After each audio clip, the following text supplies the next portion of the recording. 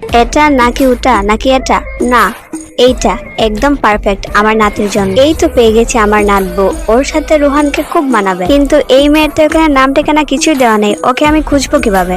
Good morning বড় madam, আপনার নাস্তার সময় হয়ে গেছে, দয়া করে এটা খেয়ে নিন। দেখতেছ না আমি আমার নাতবউকে খুঁজতেছি? ভালো একটা সময় এই বিশ্বকাপে নিয়ে আসছো কেন? কই দেখে দেখি মা। আরে এই মেয়েকে তো আমারও পছন্দ হয়েছে, তুমি তাড়াতাড়ি খুঁজ নাও সবকিছু। শোনো, যেভাবেই হোক এই মেয়ের অ্যাড্রেস খুঁজে বার করো। জেনির সাথে খারাপ ব্যবহার না করলে আজকে ও আমাকে ছেড়ে যেত না। সবকিছু আমার জন্যই হয়েছে। এই প্যান্টটা ও আমাকে গত বছর জন্মদিনে গিফট করেছিল। Rohan, happy birthday. আর এই নাও তোমার জন্মদিনের গিফট, রেখে যাও, আমি এখন একটা গুরুত্বপূর্ণ কাজ করছি। ও আচ্ছা, সেই দিন এভাবে রাগ না করলে আজকে হয়তো আমাদের ব্রেকআপটা হতো না। রোহান।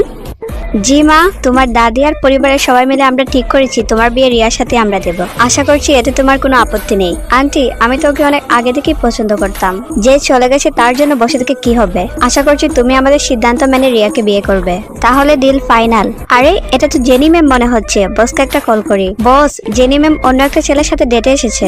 জেনি, তোমার হাতটা দাও, এটা একটু তাড়াতাড়ি হয়ে যাচ্ছে না? কিচ্ছু তাড়াতাড়ি হচ্ছে না বস, ওদের এঙ্গেজমেন্ট হয়ে যাচ্ছে, আপনি তাড়াতাড়ি আসেন। কি? ও আমাকে ছাড়া অন্য কাউকে বিয়ে করবে? আমিও দেখবো ও কিভাবে বিয়ে করে। জেনি, আর মাত্র কিছুদিন, তারপর আমরা এক হয়ে যাব। পরের পর্ব দেখতে ভিডিওটিকে লাইক দিয়ে দাও।